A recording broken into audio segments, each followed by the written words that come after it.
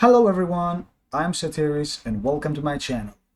In today's video, we're going to talk about the rat race. So what exactly is the rat race? How do people get involved with it? In case you already know, how is a financial video related to human relationships? Before we get into that, rat race starts after you graduate from college or university.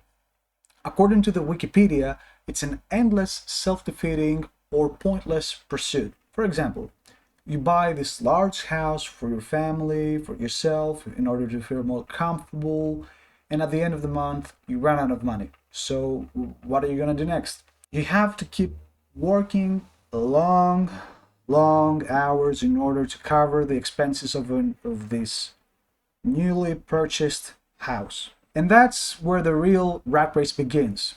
So what are the signs of me being in the rat race, someone being in the rat race? We're constantly exhausted and over-fatigued for no reason whatsoever. You become workaholic at a point where the family members are 100% sure you're not going to be there. Your absence from home is totally normal. You're stuck in the past. You always think about the past because you reminisce old memories. You can't build up new ones because you're afraid of what the future upholds. You lack purpose and you overwork without knowing the purpose of doing this. You have no idea why you overwork in the first place. You have some serious health warning signs that you skip every day because you have to work every day, like losing or gaining easily weight. Finally, your work-life balance along with the relationships with other people is getting ruined. Why this is happening? Because you're absent from everything. You have to keep on practicing in order to become better. When you actually become better, you get the promotion, you get that huge salary of yours that you wished for one day, and you get to a point where this all goes in vain because people are not there for you. You have lost every single one of them and you have sacrificed them for good. Now, how do you get out of it? It's pretty complicated, but there are ways. Okay, first of all, you have to stop competing with your peers. We all have been in a 9-to-5 job. We still do.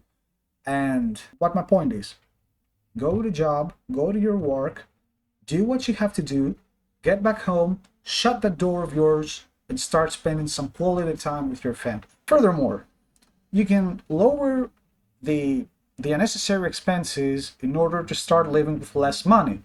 It's going to become useful someday. You can also start your own business as a freelancer, as someone who would like to do something else, something entirely different than what he has already been doing this entire time. And this is what I totally recommend you to do in the first place, because you're going to do something that you love. And afterwards, it's going to become a success. Why? Because you love it. Because you're going to spend some quality time with it, along with your family members, and everyone's going to be happy. Afterwards, you can retire early, and by doing that, you can also pursue your long-term goals. Will my future revolve around it? I don't know. I have no idea whatsoever. I just do this because I love it. And I will keep on doing it until it gets profitable. So, another thing you might want to do is move to a rural area, because the geographic location is extremely important for you in order to decrease anxiety levels of yours. You have taken it up a notch all this time and you might want to think of solving this as soon as possible. So how does this whole thing affect human relationships?